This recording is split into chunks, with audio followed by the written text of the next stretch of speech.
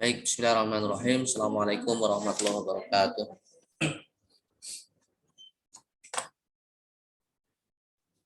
Bismillahirrahmanirrahim. Alhamdulillahirabbil alamin.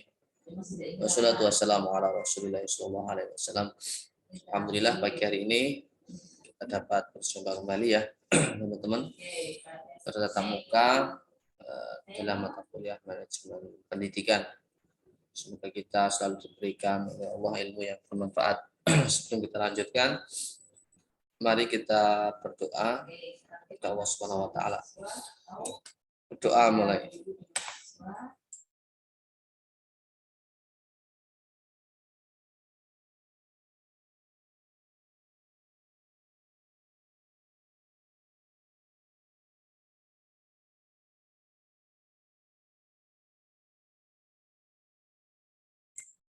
Berdoa selesai. Baik, kita akan lanjutkan untuk tilawah ya, teman-teman. Hari ini saya minta tolong yang tilawah Mas Wahyu ya. Halo, tes Mas Wahyu. Dan teman-teman dapat mengambil mushafnya ya.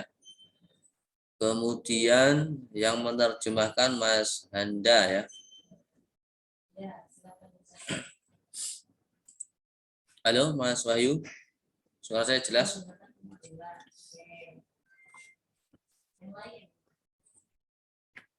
Tes. Mas Wahyu.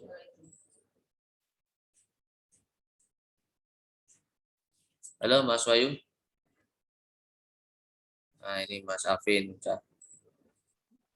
Iya, Ustaz. Assalamualaikum, Ustaz. Waalaikumsalam, alhamdulillah. Saya minta tolong untuk dipimpin tilawah oleh Mas Wahyu dan nanti yang menerjemahkan Mas Handa ya. Halo Mas Handa.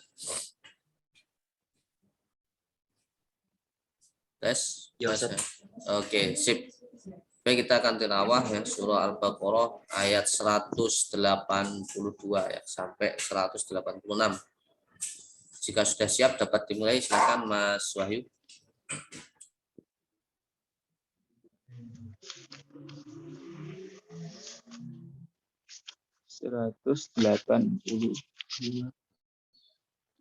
Ya, ayat 182 ini halaman 28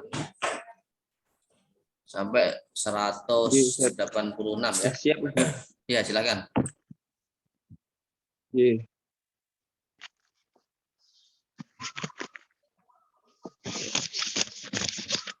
Hilang. Ntar saya cari lagi. 180.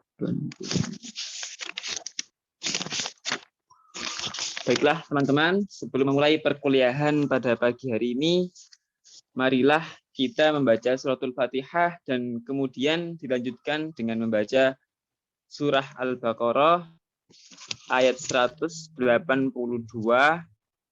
sampai dengan ayat 186.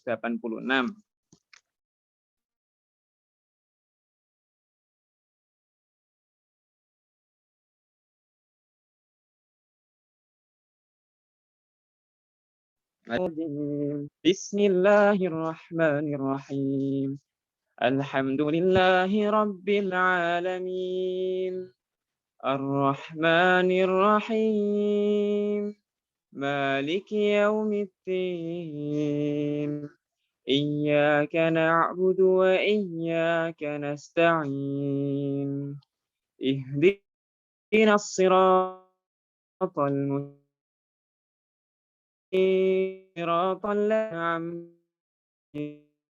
Ghairil maghdubi alaihim waladdallin. Amin. Bismillahirrahmanirrahim. Faman khafa min musi janafan aw ithman fa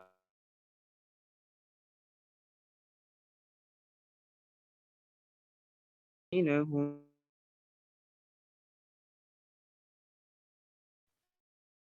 falayhi innallaha ghafurur rahim. يا أيها الذين آمنوا كتب عليكم الصيام كما كتب على الذين من قبلكم لعلكم تتقون أياما معدودات فمن كان منكم مريضا أو على سفر فعدة من أيام أخر وعلى الذين يطيقونه فدية طعام مسكين فمن تطوع خيرا فهو خير له وأن تصوموا خير لكم إن كنتم تعلمون شهر رمضان الذي أنزل فيه القرآن هدى للناس وبينات والفرقان فمن شهد منكم الشهر فليصم ومن كان مريضا أو على سفر فعدة من أيام أخر يريد الله بكم اليسر ولا يريد بكم العسر ولتكملوا العدة ولتكبروا الله على ما هداكم ولعلكم تشكرون وإذا سألك عبادي عني فإني قريب أجيب دعوة الداع إذا دعاني فليستجيبوا لي وليؤمنوا بي لعلهم يرشدون صدق الله العظيم.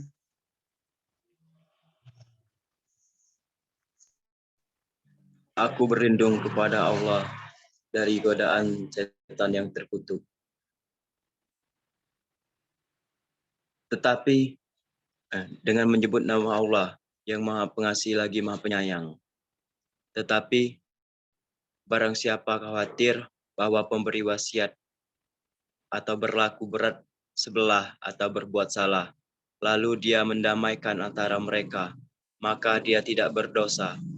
Sungguh Allah Maha Pengampun, Maha Penyayang. Wajib orang-orang yang beriman diwajibkan atas kamu berpuasa, sebagaimana diwajibkan atas orang sebelum kamu, agar kamu bertakwa.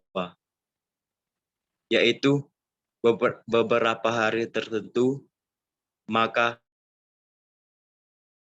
barang lalu tidak berpuasa, maka wajib mengganti sebanyak hari yang dia tidak berpuasa itu pada hari-hari yang lain.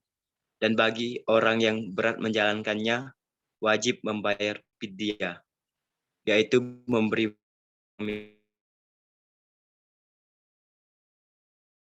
tetap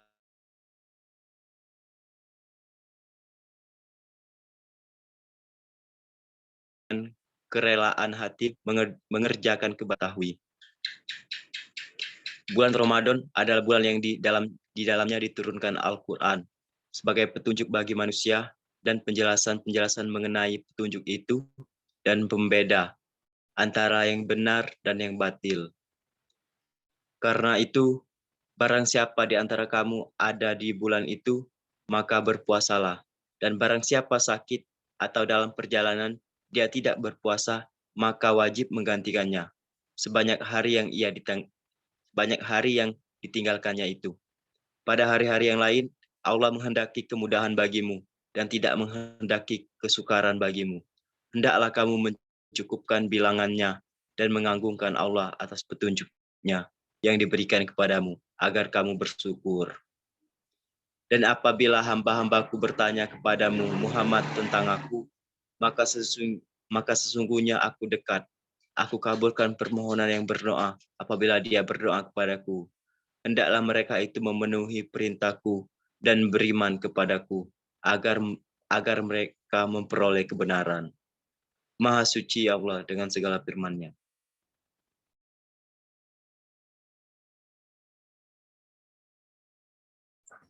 Baik, saya sampaikan terima kasih kepada Mas Wahyu dan Mas Anda ya yang mengambil tilawah kita pada pagi hari ini. Baik, saya pribadi mengucapkan Taqabbalallahu minna wa minkum ya. Taqabbal ya karim.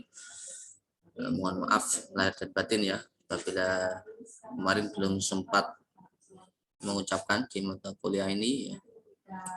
Dan semoga amalan kita di bulan Ramadan kemarin diterima oleh Allah Subhanahu wa taala.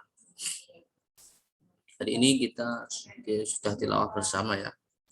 Surah Al-Baqarah ayat 182 sampai 186. Nah, kira-kira hikmah apa ini yang dapat kita ambil? Ya, silakan teman-teman. Pendapat bebas ya. Nah, satu persatu biar aktif. Dari terjemahan yang disampaikan oleh Mas Handa, hikmah apa yang dapat kita ambil ya, di ayat yang kita baca bersama tadi. Silakan yang mau berpendapat bebas.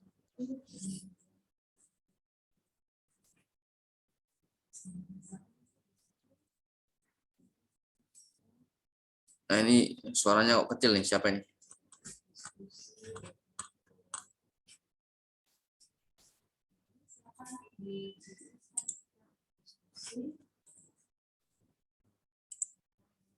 Alif keluar masuk. Silakan bagi yang mau pendapat. Oke, karena tak mau berarti saya tunjuk ya. Berarti kita mulai dari Mas Alvin. Silakan Mas Alvin, hikmah apa ini yang dapat kita ambil? Ini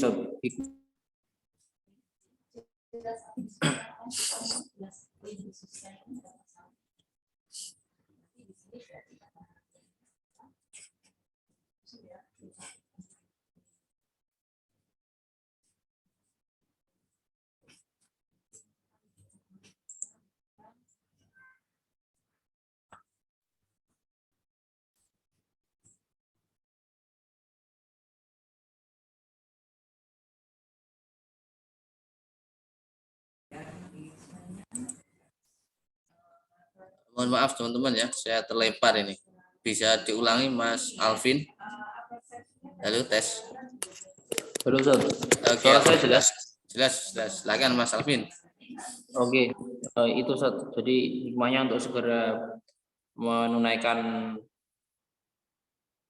hutang puasa. Jadi ketika kita sakit itu nanti biasanya hutang ketika tidak memutuskan tidak berpuasa.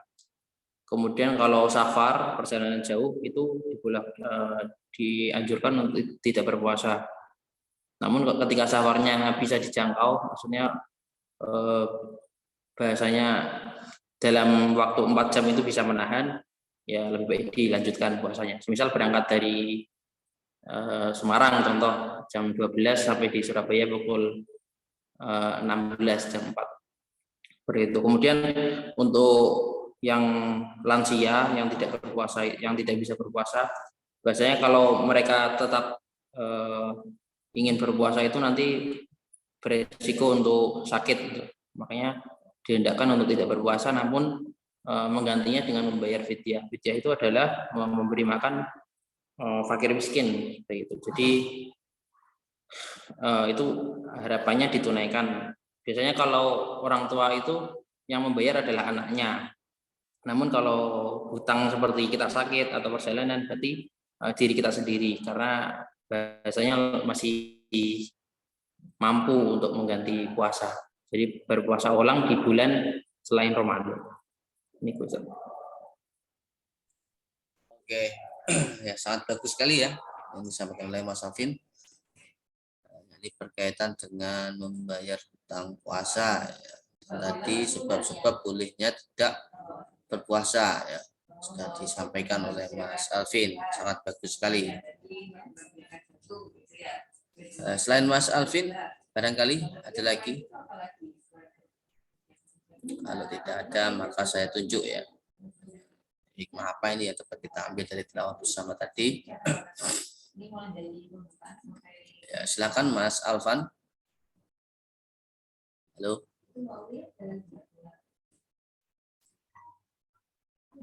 Oke, silakan.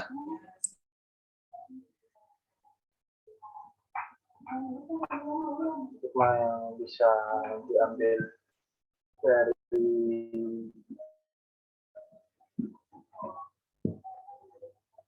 surah Al-Baqarah ayat 183 itu saya ambil yang tentang kewajiban orang-orang beriman harus menjalankan puasa bulan Ramadan. Lalu di surat 184 itu di ayat ini dijelaskan bahwa siapa saja orang-orang yang boleh tidak berpuasa, yaitu orang yang sakit. Tetapi orang itu wajib mengganti di hari yang lain. Pada ayat 185 itu dijelaskan bahwa pada bulan Ramadan ketika Al-Quran itu diturunkan, dan di ayat 187 itu menjelaskan tentang waktu yang tepat untuk berhubungan badan antara suami istri di bulan Ramadan, yaitu di malam hari atau sebelum fajar. Mungkin itu saja, Ustaz. Baik, terima kasih Mas Alvan. Mas Alvan tadi menyampaikan terkait dengan kewajiban berpuasa ya. Dan di bulan Ramadan ini bulan diturunkannya Al-Quran. Oke, sangat betul sekali ya. Terima kasih Mas Alvan. Ada lagi yang lainnya? Dari Mas Amar. Silakan Mas Amar. Halo, Mas Amar, tes. Suara saya nyampe nih. Oke, silakan Mas Amar. Kalau dari saya, Ustaz, menurut saya kandungan atau keutamaan dari surat Al-Baqarah ayat 182 yang awal tadi itu menjelaskan bahwa kita itu harus menjadi penengah, Ustaz. Ketika ada seseorang yang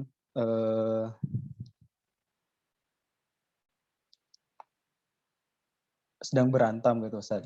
Misalkan ada dua orang sedang berantem, kita harus mendamaikannya, Ustaz. Dan kita juga kalau sedang berantem juga kita harus menjadi salah satu yang mengalah untuk damai, karena itu menjadi kebaikan untuk kita sendiri. Dan selain itu juga keutamanya itu kita juga harus berlaku adil juga, Ustaz, dalam ketika kita sedang dihadapi masalah atau musibah. Terus ayat 183 sampai 185 itu tentang kewajiban-kewajiban puasa dan menjelaskan tentang siapa saja orang-orang yang berhak untuk tidak puasa dan apa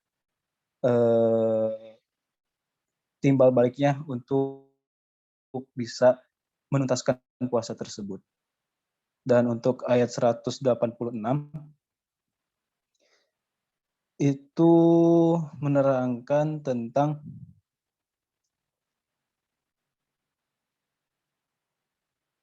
kan artinya itu, dan apabila hamba-hambaku bertanya kepadamu tentang aku, maka sesungguhnya aku dekat, aku kabulkan permohonan orang yang berdoa apabila dia berdoa kepadaku, hendaklah mereka itu memenuhi perintahku dan beriman kepadaku, agar mereka memperoleh kebenaran. Jadi hikmah atau keutamaan dari ayat 186 itu, sesungguhnya Allah itu akan mengabulkan doa-doa hambanya. Namun Allah tidak akan langsung mengabulkan doa-doanya tersebut. Gitu, Ustaz.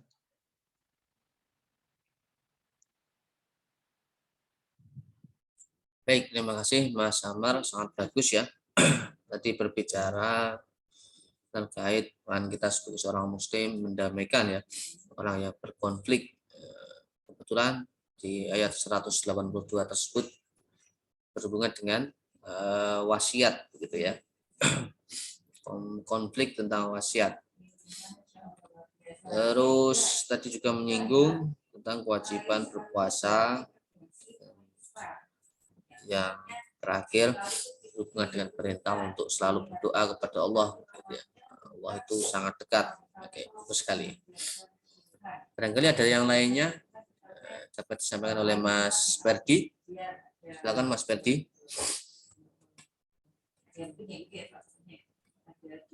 Tes. Suara saya nyampe ya Mas Ferdi.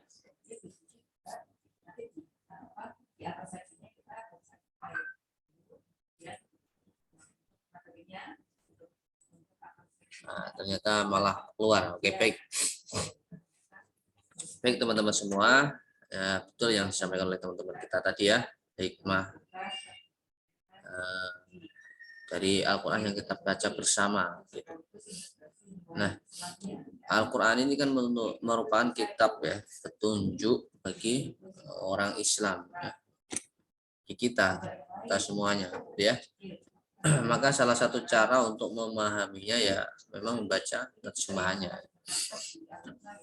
Nah, karena berisi petunjuk ya, tak mungkin kita membaca tilawah saja ya tanpa mengetahui artinya. Gitu. Maka konsekuensi untuk mendapatkan petunjuk maka perlu dipahami artinya, gitu ya. Ini maknanya apa? Gitu. Kalau tak paham di artinya, mungkin teman-teman bisa merujuk terhadap tafsir ya atau hadis atau asbabun nuzul ya, yang berhubungan dengan ayat yang kita baca. Misal nih berkaitan dengan orang-orang yang berat dalam menjalankan puasa ya. Itu sudah disampaikan oleh Mas Alvin. Siapa aja yang boleh meninggalkan, gitu, termasuk orang tua, ya, orang yang dalam safar ya atau perjalanan atau orang sakit gitu ya. Dengan konsekuensi mengganti di hari sesuai sebanyak yang ditinggalkannya, dari lain sesuai hari yang ditinggalkan. Atau kalau ada orang yang sangat tua, maka dia harus membayar fidyah. Apa ya nih? Fidyah ini yakni memberi makan orang miskin ya 1 hari di hari tersebut gitu ya. Gitu ya, sebanyak hari yang ditinggalkan. Itu contoh ya. Kemudian perintah untuk berdoa ini juga ya. Kita sebagai seorang Islam ya hendaknya selalu rajin berdoa ya. Berdoa ini kapanpun ya, setelah sholat, dalam perjalanan ya. Ketika mau melakukan aktivitas atau setelah selesai melaksanakan aktivitas, maka kita dianjurkan untuk berdoa. Karena Allah sendiri mengatakan ya, sangat dekat gitu ya, sangat dekat dengan hambanya. Gitu. Atau kita bisa merasakan enggak gitu ya. Nah, di sini uniknya di ayat 186 di situ ya, ketika berdoa itu dia harus memenuhi perintahku gitu ya. Jadi harus memenuhi perintah dari Allah Subhanahu wa taala. Kemudian yang berikutnya setelah memenuhi perintah kemudian beriman ya. Jadi perintah dan iman gitu ya sebelum berdoa. Ini penting ya bagi kita. Jadi sebelum berdoa kita hendaknya ya beriman ya, yakin terlebih dahulu apa yang kita doakan. Baik itu teman-teman yang dapat kita kaji bersama ya. Semoga ini menjadi menambah pemahaman kita terkait Al-Quran ya sebagai petunjuk bagi manusia. Tentunya kita akan berdiskusi hari ini ya. Teman-teman masih ingat tugas akhir kita apa? Mas Busro mungkin. Halo Mas Busro. Tes. Mas Ahmad. Masih ingat tugas kita apa? Tugas akhir proyek kita.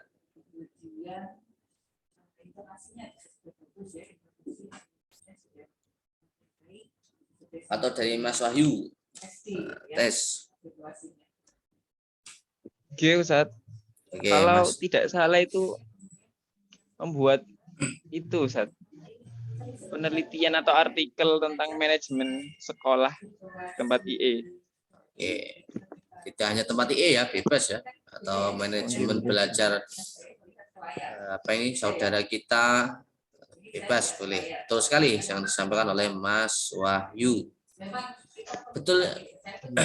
Nah, kira-kira sampai mana ini yang dikerjakan oleh teman-teman ini? Sampai mana?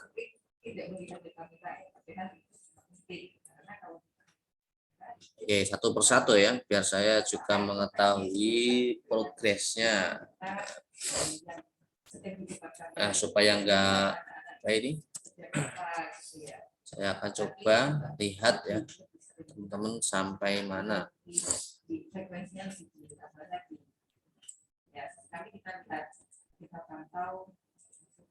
Oke.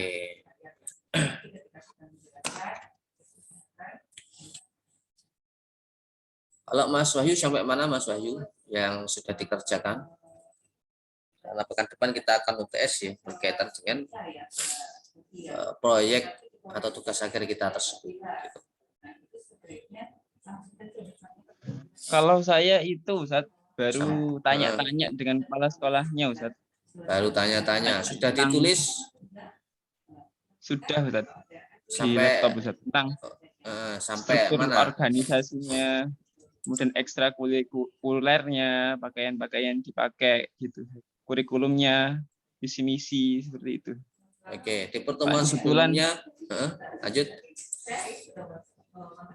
Saya kebetulan itu, saya kan sebagai masjid gitu, dekat dengan kepala sekolahnya. Oke, Kepala sekolah alhamdulillah. ini tahun ini. Oke, alhamdulillah berarti ya. Latar Soalnya belakang beliau juga takmir masjidnya gitu. Takmir masjid. judul sudah ada berarti Mas Wahyu? Judulnya belum saya tentukan, Ustaz. Judul belum, latar belakang sudah? Belum, Ustaz. Hanya mengumpulkan data-datanya tadi, Ustaz. Berarti belum ditulis ini ya? Sudah, Ustaz. Kalau data-datanya sudah, cuman kalau yang latar Ditulis dalam bentuk belakang artikelnya maksudnya di dalam itu kan masih data mentah. Nah, ya mas saya maksud itu belum, Ustaz. artikel ya, ada judul, ada abstrak, kemudian latar belakang. Karena itu kan nanti kan dipublikasikan gitu ya. Kemudian Belum, ada Ustaz. pendahuluan, tujuan, terus ada apa ini metodologi. Nah, data yang disampaikan Mas Wahyu tadi kan berkaitan dengan hasil nanti ya, seharusnya ya disajikan di bab hasil. Berarti belum sama sekali nih Mas Wahyu? Belum, Ustaz, kalau yang Oke, enggak belum, apa-apa. Ustaz. Baru data ya. Oke, baru data. Oke, terima kasih Mas Wahyu. Berikutnya Mas Alvin. Sampai mana Mas Alvin?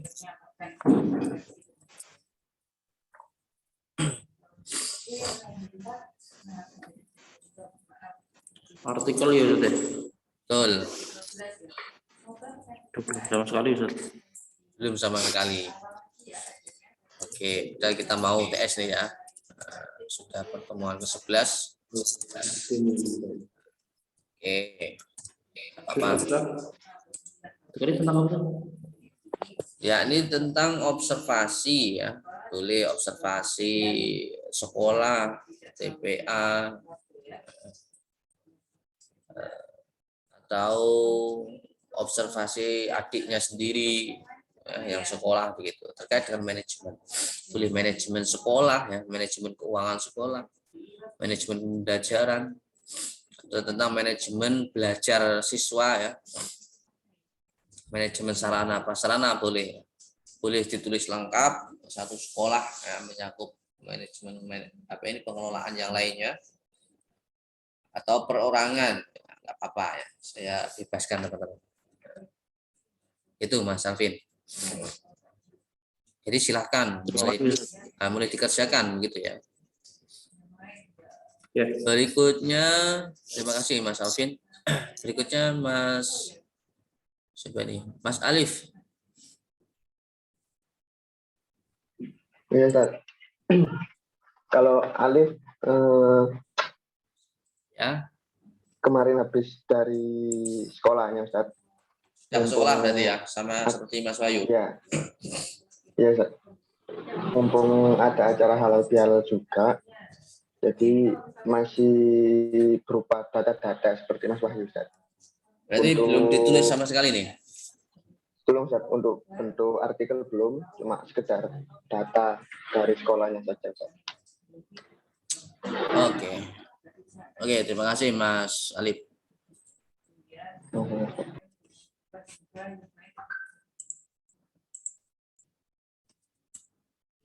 Berikutnya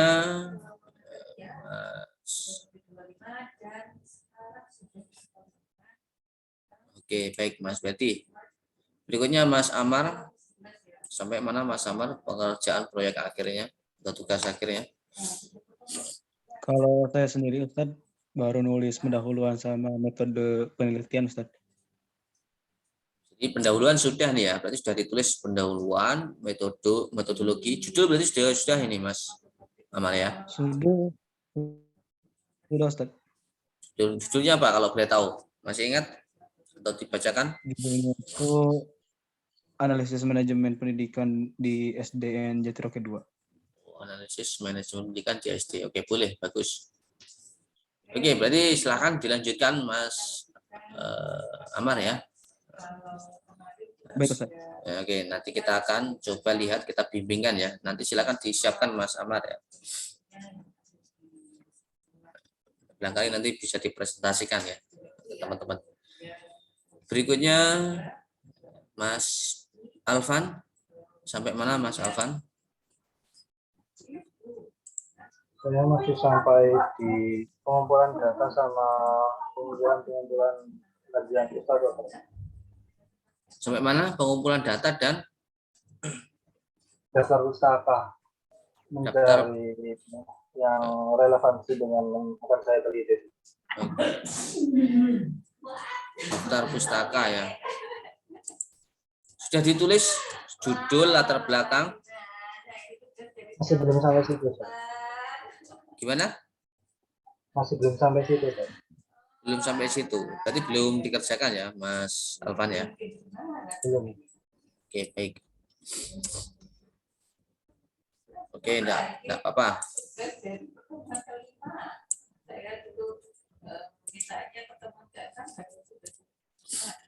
Oke, berarti Mas Alvan juga belum. Tapi datanya sudah dikumpulkan ya. Oke, tinggal menulis berarti. Berikutnya Mas Ferdi. Halo Mas Ferdi, sampai mana? Ustaz, Mas proyeknya? Ustaz, judul sudah ada. Ya. Pendahuluan Ustaz. Pendahuluan sudah, terus? Masih proses pendahuluan Ustaz, masih finalisasi pendahuluan. Oke. Sedang menyempurnakan Ustaz. Oke, berarti proses menyempurnakan bab pendahuluan ya? Oke Ustaz. Oke, bagus Mas Betty. Berikutnya siapa? Siapa nih yang belum? Mas Anda nggak ada nih. Mas Busro juga tak ada. Mas Darja tadi izin. Oke, baik. Baik teman-teman semua ya. Saya informasikan bahwa pekan depan kita akan UTS ya, terkait dengan proyek yang kita kerjakan. Ya. Jadi minimal ya harus selesai 80% gitu ya. Jadi sejak saya informasikan ini, insya Allah nanti masih ada waktu 1 pekan untuk menulis ya. Jadi masih ada waktu. Silakan ditulis. Gitu ya. Saya kira cukup ya waktu itu. Nah, pada pertemuan-pertemuan sebelumnya juga saya sudah menunjukkan ya jenis artikel ya yang bagus gitu ya terkait dengan cara menulis artikel tersebut. Apakah saya perlu memberikan pembekalan terkait dengan ini, teman-teman, terkait dengan menulis artikel ini?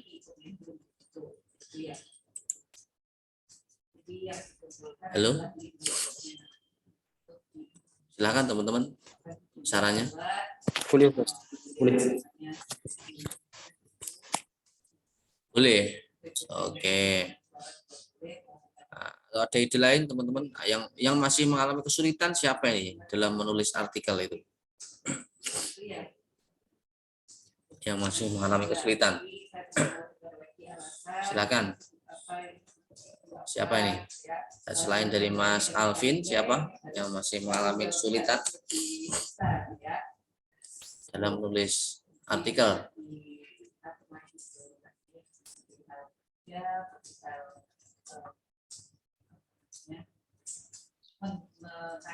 Mas Ferdi mengalami kesulitan enggak? Saya ini Ustaz, ada beberapa kata kan yang nggak boleh masuk ataupun nggak boleh memulai dengan kata tersebut dalam artikel.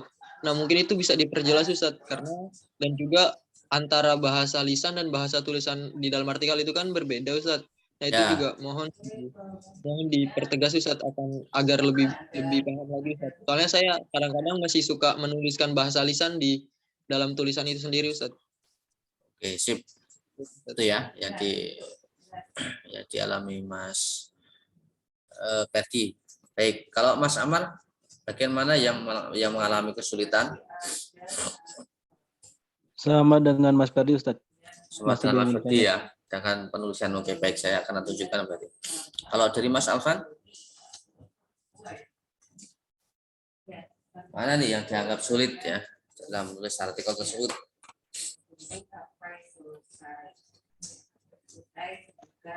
Kalau relevan lebih ke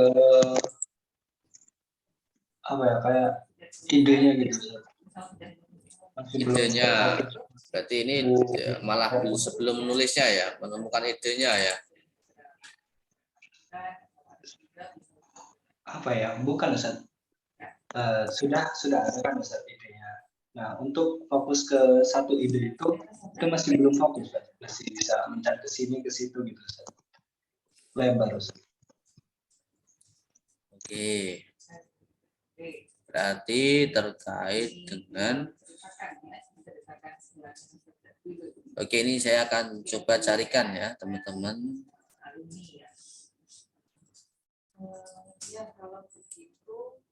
Ini contoh menulis artikel gitu ya. Yang berkaitan dengan sebentar.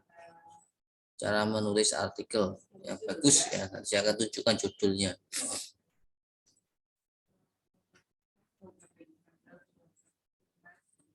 Bentar, saya buka terlebih dahulu.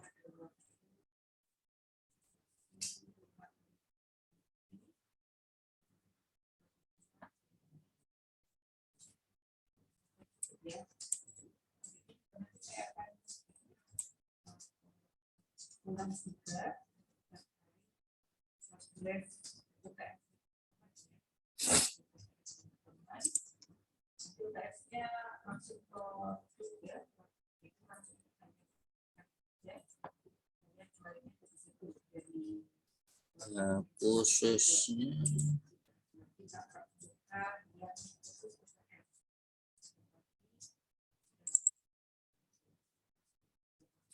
ini saya berusaha buka dulu ya.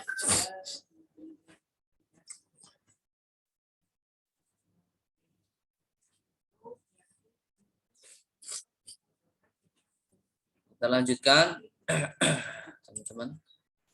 Kalau Mas Alif, pada bagian mana nih yang dianggap sulit ya, dalam mengerjakan proyek? Halo, Mas Alif. Kalau Alif mungkin dari apa ya, pengelolaan katanya Ustaz. Kadang sudah selesai menuliskan tapi kok kayak nggak seret dengan kalimat ini gitu Ustaz. Oke, berarti dalam apa ini namanya struktur kata ya. Iya, Ustaz. Oke, itu yang dialami oleh Mas Alif ya. Kalau Mas Wahyu, iya pada bagian mana? Pada bagian yang mana yang dianggap sulit? Kalau dari saya yang sulit itu merancang kata-kata yang baik, Ustaz. Soalnya dulu saya sering kena revisi, Ustaz. Disuruh mengubah kata-katanya jadi kurang baik, Kata yang lebih baik ya. lagi. Hampir sama kayak Mas Alif sih. Kemudian sama laptopnya juga Ustaz, sering error, Ustaz. Ya. Jadi servis tapi masih error. Boleh ke kampus ya Mas Wahyu kalau kesulitan. Nanti dipinjemin laptop kampus. Oke, Ustaz. Oke, kalau di sana ada yang bisa dipinjam ya nggak apa-apa. Syukur-syukur kalau laptopnya itu bisa digunakan, gitu ya. Oke, Ustaz. Oke, sip. Itu ya. Baik, saya akan coba tunjukkan ya. Terima kasih. Sama-sama Mas Wahyu. Karena pekan depan UTS-nya berkaitan dengan proyek yang kita kerjakan, maka minimal teman-teman ya harus selesai sampai hasil ya sebenarnya. Jadi kan, nah ini saya tunjukkan struktur artikelnya ya.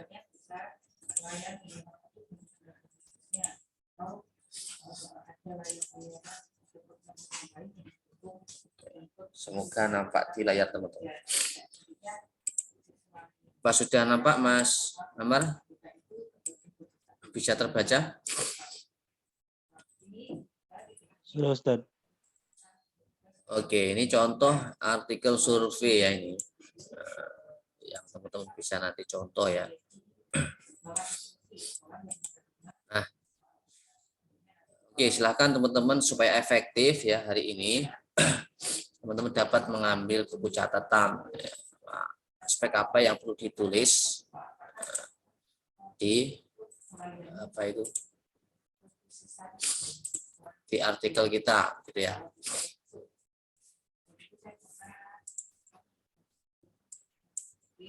Oke, di sini teman-teman ini ada judul ya ini.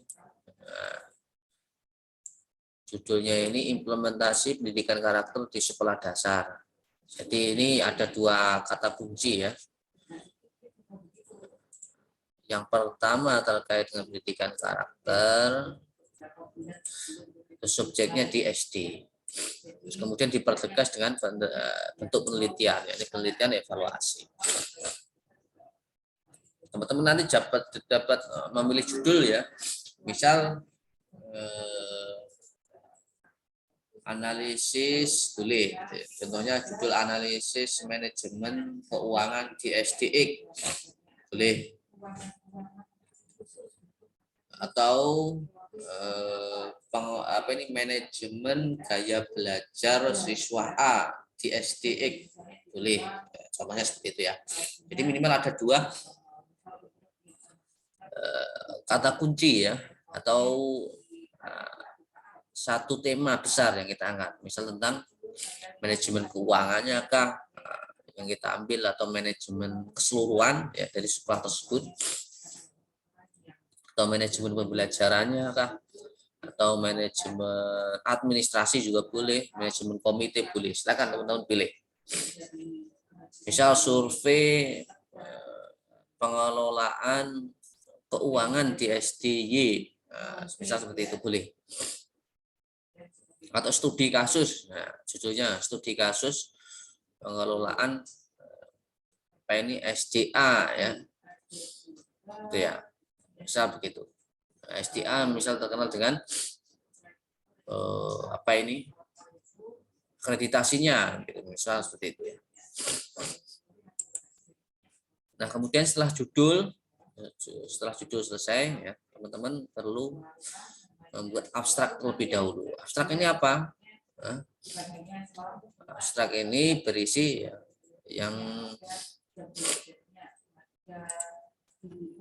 yang pertama, abstrak itu ada masalah ya. Masalah dibuat 1 sampai 2 kalimat. Misal ini ya, saya bacakan. Pemerintah melalui Kementerian Pendidikan ya, berupaya untuk membangun SDM yang unggul secara kompetensi dan karakter. Hal tersebut dilakukan dengan menerapkan kurikulum 2013 ya, yang menargetkan pada HOTS dan pembentukan karakter bangsa. Ini pengantar masalah ini ya. Kalimat sampai sini itu pengantar masalah. Nggak apa-apa ditulis. Sejak diterapkan kurikulum tersebut, kita lebih fokus pada implementasi pembentukan karakter. Tetapi evaluasi pelaksanaan pembentukan karakter belum banyak dilakukan. Nah, inilah yang menjadi masalah. Jadi paragraf sini sampai sini itu masalah ya, inti masalah. Kalau ini pengantar masalah. Misal mau masalah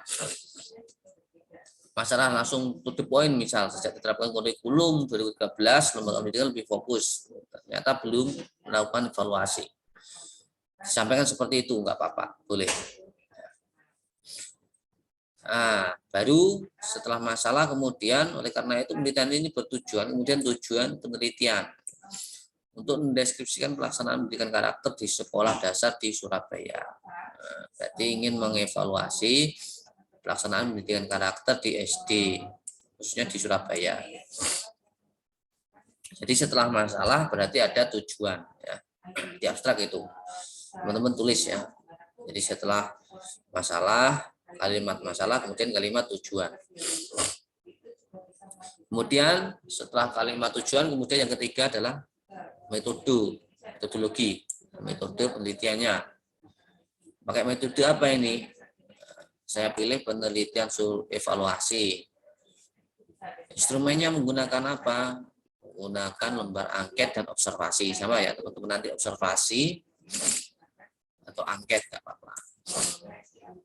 Nah, karena saya ini survei ya, evaluasi tapi berbentuk survei, maka saya gunakan sampling ya, pengambilan sampel. Nggak mungkin SD seluruh Surabaya saya lakukan, nggak mungkin. Jadi hanya berapa SD saja, makanya perlu disampling, diambil sampel-sampelnya saja. Apa yang kita pilih? Yakni cluster random sampling, yaitu SD yang berasal dari 6 kecamatan, dari total 36 kecamatan. Jadi diambil dari 6 kecamatan saja. Itu ya, setelah teknik sampling. Kemudian di kalimat berikutnya yakni teknik analisis datanya menggunakan apa?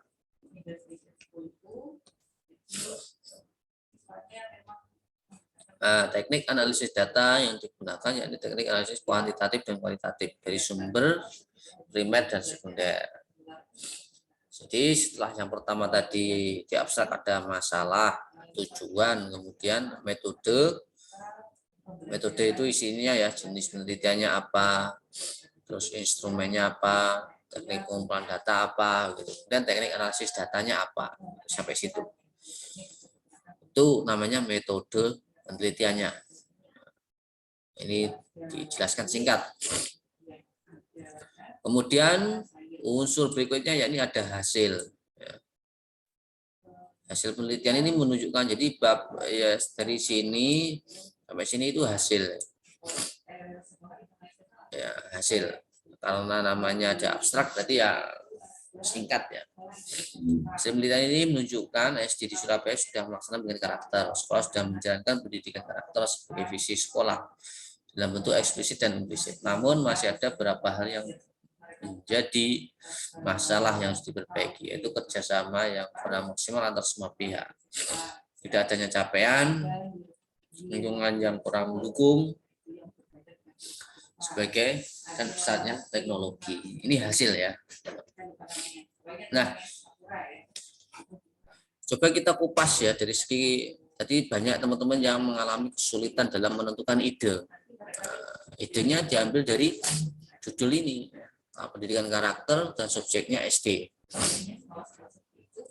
Kemudian teman-teman juga bingung dalam membuat kalimat.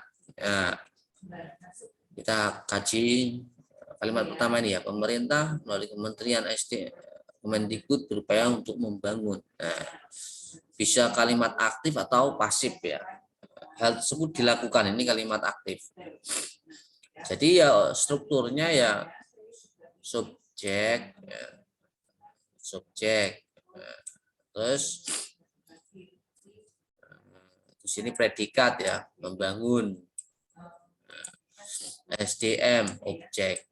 Jadi strukturnya ya SPO, unggul ini keterangan ya, keterangan kualitas. Jadi ya struktur kalimatnya adalah subjek, predikat, objek, keterangan.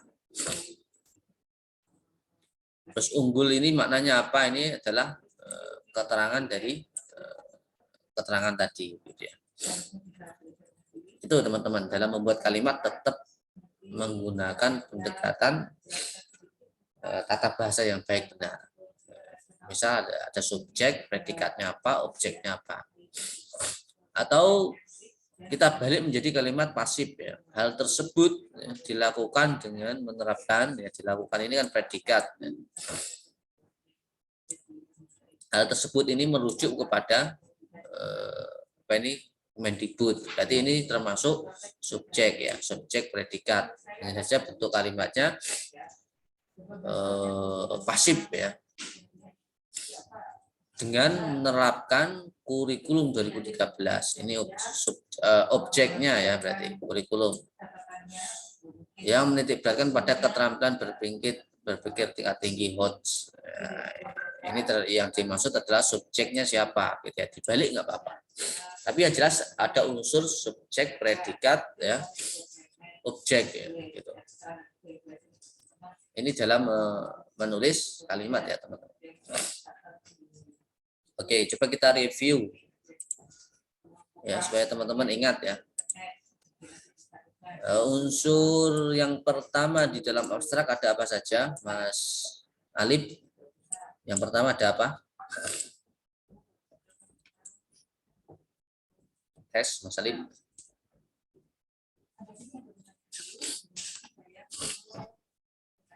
Ya, Ustaz. Di abstrak yang pertama unsurnya ada apa, Mas Alif? Terdapat tujuan, Mas. Oh, nah ini nggak menyimak ini ya, nggak mencatat ini.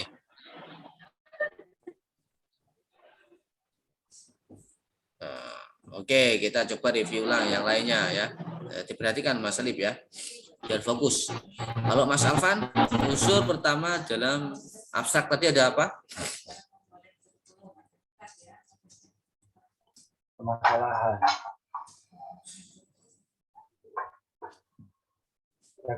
Permasalahan.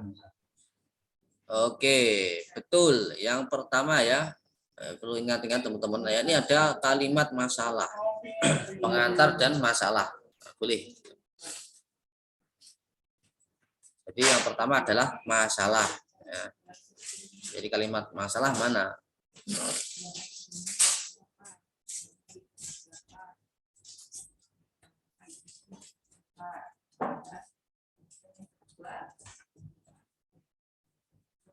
Oke, betul Mas Alvan. Kemudian yang kedua setelah masalah ada apa Mas Amar?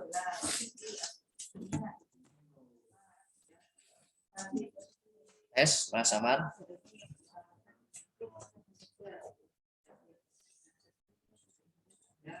Halo Mas Amar.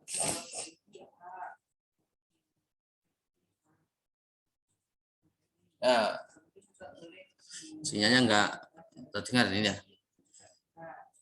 Kita loncati. Mas Ferdi. Halo Mas Ferdi. Oke, Ustaz. Yang kedua apa setelah masalah? Yang disampaikan oleh Mas Alvan. Fakta. Apa? Fakta yang terjadi di lapangan. Kurang tepat. Walah. Setelah masalah apa tadi? Ayo. Oke, kita beranjak ke yang lainnya ya. Mas Alvin, sudah saya kupas loh ya. Di bagian abstrak ada apa aja. Setelah masalah ada tujuan penelitian. Betul. Ya, ini ada tujuan. Ini setelah masalah tujuannya apa ini? Ini ada tujuan ya, Mas Pedi. Oke, bagus, Mas Alvin. Setelah tujuan ada apa? Berikutnya Mas Wahyu. Metode penelitian, Ustaz. Betul, ya, metode. Betul sekali, Mas Wahyu. Metode isinya ada apa saja, Mas Amar? Halo, Mas Amar. Tes. Selesai nyampe?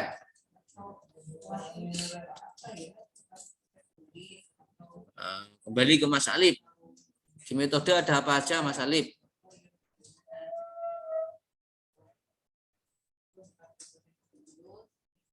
Halo, tes.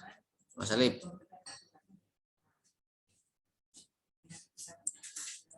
Ya, Ustaz. Ya, Pertama, apa? Di metode ada apa aja isinya? metode. Nah, di metode itu ada apa saja yang ditulis?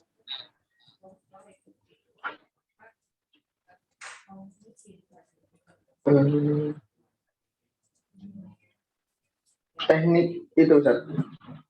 Teknik mencari datanya, Ustaz. Ya, teknik pengumpulan data. Oke, ada apa lagi? Iya. Terus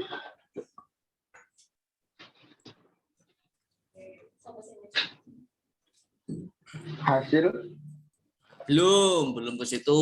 Masih metode ini. Ini loh ya, saya tunjukkan metode ini. Yang pertama adalah saya review ulang ya, makanya ini saya tanya lagi. Di metode itu adalah jenis penelitian. Apa ya? Ini Jenis penelitian. Ya, setelah jenis penelitian kemudian instrumennya apa? Boleh instrumen ya. Instrumennya pakai angket observasi. Kemudian teknik pengumpulan data. Ya. Ada teknik analisis data. Nah, itu ya, itu esensi yang ada di metodologi penelitian. Oke, berikutnya setelah metode ada apa lagi, Mas Ferdi? Nah, tadi Mas Ferdi. Hasil baru, Ustaz. Oke, ya ini baru betul ya. Jadi ada hasil. Nah, ini hasil nih ya. Sini sampai sini itu hasil. Gitu ya. Kemudian teman-teman ya silahkan disimak lagi. Setelah kita menulis abstrak, kita menulis keywordnya. Keyword itu kata kunci. Ada apa saja yang perlu ditulis? Ya ini kata kunci yang ada di judul ini. Gitu ya. Yang pertama adalah evaluasi. Nah, ini tadi ada penelitian evaluasi ya, boleh. Dan ada pendidikan karakter, karena di judul ada karakter education. Dan ada membangun karakter. Nah, tadi kan ada isinya kan ada proses pembangunan karakter gitu ya. Terus kemudian subjeknya sekolah dasar. Itu ya, teman-teman. Jadi kata kunci. Kemudian di pendahuluan ya. Nah, ini teknik dalam menulis pendahuluan. Dalam menulis kalimat pendahuluan ya teman-teman, yang pertama saya selalu anjurkan yakni membuat kerangka karangan. Tahu ya kerangka karangan, Mas Alif?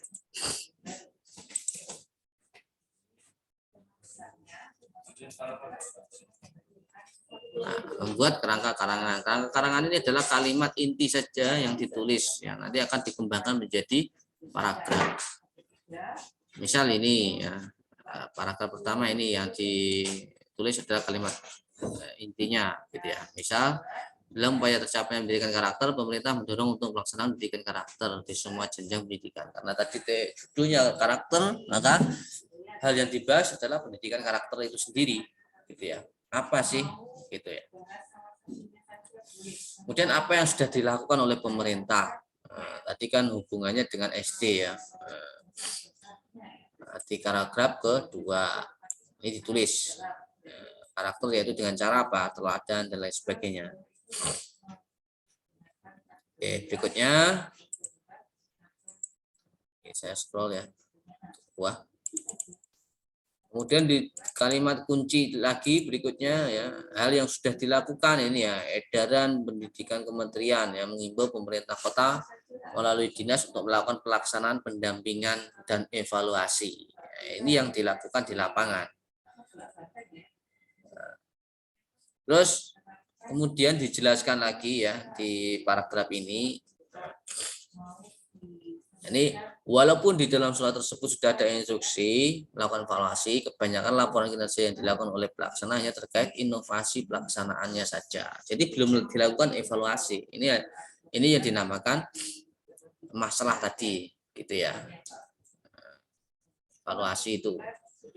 Jadi di pendahuluan yang harus ditonjolkan di paragraf pertama adalah pengantarnya boleh. Bisa terdiri dari satu paragraf pengantar masalah tadi, kemudian yang paragraf kedua yakni masalah itu sendiri, itu ya. Kemudian setelah masalah kemudian solusi, ya, paragraf berikutnya ini solusi. Jadi setelah ada masalah ada solusi. Solusinya dengan cara apa? Ya dilakukan evaluasi. Karena tadi tujuannya adalah evaluasi. Dan paragraf berikutnya apa yang mendukung solusi tersebut, gitu ya, dampaknya apa. Kemudian yang mendukung apa saja, gitu. Dampaknya apa kalau tidak segera dilakukan penyelesaian, gitu ya. Nah itu atau yang lainnya disebut urgensinya apa, gitu ya. Nah itu teman-teman. Jadi saya ulangi ya di paragraf pendahuluan atau latar belakang itu yang pertama ada masalah, yang kedua ada solusi. Masalah ini biasanya kan sebelum masalah berarti ada penyebab ya, setelah masalah berarti ada dampak. Mengapa kok segera perlu diselesaikan penyelesaian dari masalah tersebut, gitu ya. Yang kedua solusi. Nah, jadi intinya ada solusi. Solusi ini pemilihan yang paling tepat di antara banyak solusi dari masalah itu. Dan teman-teman mengapa kok pakai solusi ini? Solusinya A, gitu ya. Teman-teman perlu jelaskan di latar belakang tersebut. Hal yang mendukung apa? Yang sudah dilakukan sebelumnya apa? Yang belum, yang pada bagian mana? Ini sebagai pembeda antara solusi-solusi yang sudah ada. Kemudian kalau bisa di solusi ini, ya ini ada prediksi hasil, gitu ya. Itu di pendahuluan.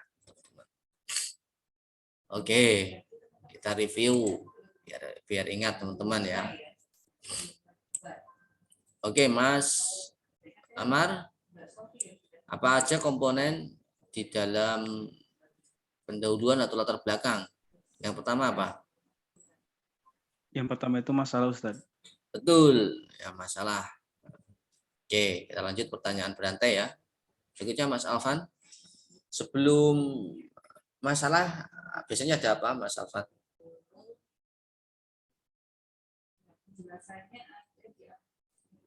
Halo?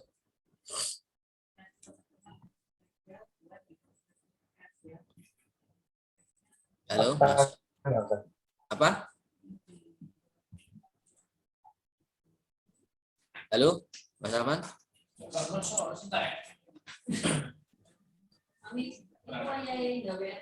Ada fakta. Ada fakta, betul. Tapi bukan itu yang dimaksud ya. Oke. Nampaknya masih ada yang belum menyimak ya. Oke, saya akan ilustrasikan di sini ya. Di latar belakang teman-teman. Jelas ya Mas Alvan? Coretan saya ini. Halo Mas Alvan. Jelas ya ini coretan saya. Putus-putus, Ustaz. Apa? Kalau di saya putus-putus, Ustaz. Suaranya merobot. Suaranya kayak robot. Iya. Oke. Tapi ini sudah lancar, Ustaz. Oke, alhamdulillah. Ini coretan saya di latar belakang saya singkat LB. Isinya ada apa? Yang pertama yakni yakni ada masalah. Saya singkat M ya. Sebelum masalah biasanya ada penyebab. Setelah masalah biasanya ada dampak. Ini menjadi rangkaian dari masalah tersebut, gitu ya. entah kamu tulis menjadi 1 paragraf, 2 paragraf boleh. Ya, intinya di latar belakang ada masalah. Akar masalahnya apa, penyebabnya apa, dibuat paragraf sendiri juga boleh. Ya. Setelah masalah, kemudian solusi. Saya singkat solusi. Solusi apa yang mendukung? Misal solusi apa yang mendukung? Mengapa kamu pilih solusi A, tidak solusi B? Temukan alasan, gitu ya, boleh. Kemudian ada prediksi hasil. Nah, inilah yang harus ada di latar belakang ya. Jadi masalah dan solusi sebenarnya ini yang ditulis di latar belakang itu. Apa yang sudah dilakukan dan apa yang belum dilakukan, gitu ya teman-teman. Itu ya, sudah paham ya teman-teman? Oke, kita cek. Mas Ferdi, tadi setelah masalah ada apa Mas Ferdi di latar belakang?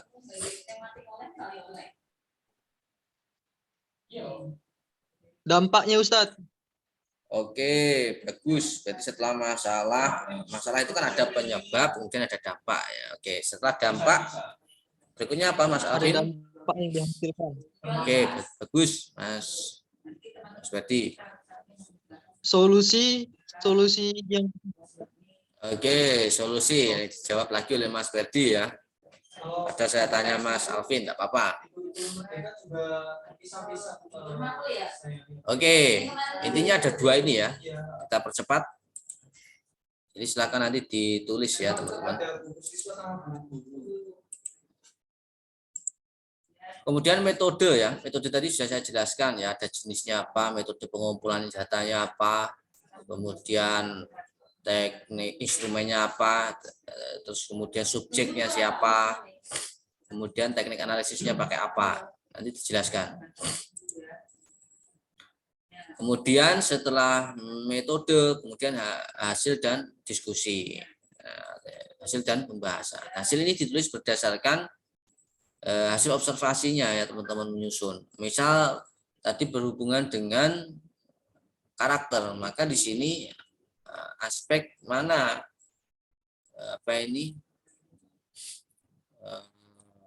sesuai dengan prosedur yang dipilih. Tadi kan prosedur penelitiannya saya pakai konteks, input, proses dan produk. Kalau teman-teman pakai observasi, di situ prosesnya misal perencanaan, pelaksanaan dan evaluasi, maka ya ditulis berdasarkan urutan prosedurnya itu.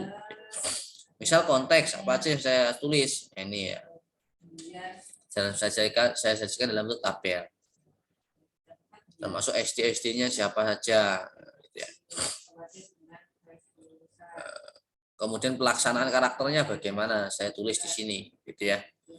Aspek pelaksanaan, metode, jenis karakter yang diintegrasikan, terus evaluasi, hambatan, tantangan, masalah, penyelesaian, rekomendasi, saya tulis semua di sini.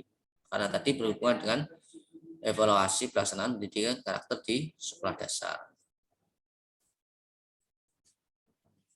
Kemudian ya saya tulis juga ya hasil responnya ya dari evaluasi tersebut itu seperti apa, saya tulis di sini, saya sajikan dalam bentuk tabel gitu ya teman-teman. Itu yang perlu disajikan di hasil gitu ya. Setelah itu kemudian dibahas ya, hasil tadi dibahas dengan disertai dengan pendukung kutipan. Jadi hasil ini ditulis berdasarkan prosedur penelitian. Teman-teman perlu ingat nih, saya tulis ya. Jadi hasil itu ditulis berdasarkan prosedur penelitian. Misal prosedur penelitian teman-teman ada perencanaan, terus ada pelaksanaan, ada evaluasi. Ini di penelitian survei teman-teman. Maka di perencanaan apa saja yang dilakukan, tulis. Terus kemudian di pelaksanaan apa saja yang dilakukan, tulis. Kemudian setelah hasil kemudian dievaluasi, hasilnya seperti apa, tulis. Ini disajikan di dalam bab hasil. Gitu ya. Nah, prosedur itu macam-macam ya. Kalau teman-teman pakai survei, surveinya bagaimana prosedurnya. PTK seperti apa, bagaimana prosedurnya. Kemudian di eksperimen juga seperti apa prosedurnya. Tulis di situ ya. Gitu.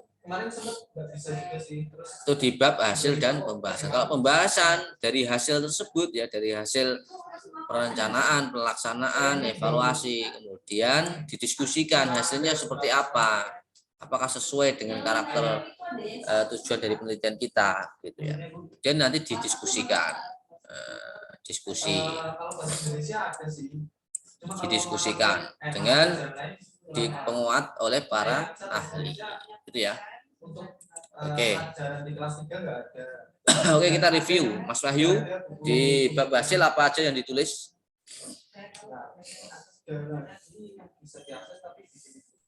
Halo Mas Wahyu. Bab hasil itu yang ditulis hasilnya, Ustaz. Nah, Hasil ini. penelitiannya, Ustaz. Oke, kurang tepat jawabannya. Ya betul, hasil penelitiannya. Terus apanya yang ditulis? Gitu. Bingung kan ya? Nah, betul. Oke, saya ulangi ya. Di bab hasil yang ditulis itu berdasarkan prosedur penelitian. Misal prosedur penelitian saya ini kan ada perencanaan, pelaksanaan, dan evaluasi. Maka di perencanaan apa saja? Misal saya menyiapkan perangkat, saya menyiapkan instrumen, saya validasi instrumen, hasilnya ini. Kemudian dilaksanakan, saya survei 10 orang, hasilnya ini. Kemudian saya rekap hasilnya. Misal ada 10 responden, kemudian saya rekap dalam bentuk tabel. Itu yang dimaksud hasil berdasarkan prosedur atau langkah-langkah penelitian. Kemudian saya evaluasi. Karena di situ prosedur yang terakhir evaluasi. Evaluasinya seperti apa? Misal selama proses pengumpulan data ya terjadi kendala ABC, saya tulis di situ. Kemudian dari situ saya diskusikan hasilnya. Misal selama perencanaan, misal ada aspek validasi. Di validasi ada beberapa bagian yang dianggap kurang. Misal aspek A kurang karena alasannya bla bla bla begitu. Nah, disitulah nanti didiskusikan. Saya perbaiki dengan penyempurnaan dengan harapan ini. Nah, itu yang dinamakan diskusi. Jadi hasil itu disajikan berdasarkan prosedur. Ya, gitu. Itu Mas Wahyu ya. Nah, ada yang ditanyakan di ini, Mas Wahyu? Cukup, Ustaz. Oke, cukup sambil ya. Saya catat. Nah, dicatat dan nanti langsung dikerjakan. Kalau diangan-angan ya enggak jadi nanti. Berikutnya saya percepat ya teman-teman. Setelah apa ini? Hasil kemudian simpulan. Simpulan ini berdasarkan tujuan yang disampaikan di di latar belakang dan abstrak tadi ya. Tujuannya seperti apa? Ya, sini saya akan coba tunjukkan teman-teman. Nah, karena di sini tadi untuk mendeskripsikan evaluasi, maka ini saya deskripsikan. Deskripsi itu kan berarti kan utuh, tidak terpisah-pisah. Maka saya sampaikan pelaksanaannya bagaimana, terus metode yang dipilihnya seperti apa dari evaluasi tersebut, tujuan pelaksanaannya bagaimana, kemudian hasil tersebut, kemudian dikasih saran berdasarkan hasil tersebut untuk memperbaiki mutu pelaksanaan ya. Seharusnya sekolah perlu apa? Misal sekolah perlu membuat program, sekolah seharusnya menumbuhkan semua karakter, ya, sekolah seharusnya membuat rapor capaian gitu ya. Jadi di simpulan ada simpulan secara keseluruhan, kemudian ada saran. Jadi simpulan ini sesuai dengan tujuan. Tujuannya apa? Untuk deskripsi berarti ya deskripsi secara utuh. Kemudian ada saran, gitu ya. Jadi setelah simpulan, saran. Saran untuk siapa? Untuk sekolah. Karena berhubung tadi subjeknya adalah sekolah, maka di sini sarannya untuk sekolah. Gitu. Kemudian kalau kita ingin menunjukkan apa sih kelebihan atau kekurangan dari penelitian yang kita lakukan, boleh disajikan. Ini di paragraf terakhir. Misal penelitian ini dilakukan dengan evaluasi praktek dilakukan oleh guru dan sekolah, sehingga untuk menyempurnakan penelitian selanjutnya dapat dilakukan dengan mengevaluasi capaian siswa. Tadi itu hanya fokus pada guru dan sekolah, belum ke siswa. Maka untuk menyempurnakan penelitian ini perlu dilakukan capaian siswa seperti apa, capaian masyarakat, komite perlu disajikan juga. Nah, itulah nanti si peneliti selanjutnya akan membahas, oh berarti perlu dilakukan evaluasi bagi siswa. Jadi saya ulangi ya teman-teman, disimpulan yakni ditulis berdasarkan tujuan. Kemudian disimpulan setelah ditulis berdasarkan tujuan, kemudian ditulis saran sesuai dengan subjek. Itu ya. Kemudian menunjukkan kelemahan. Oke, terakhir kita review. Jadi Mas Ferdi, apa yang ditulis di bagian simpulan, Mas Ferdi?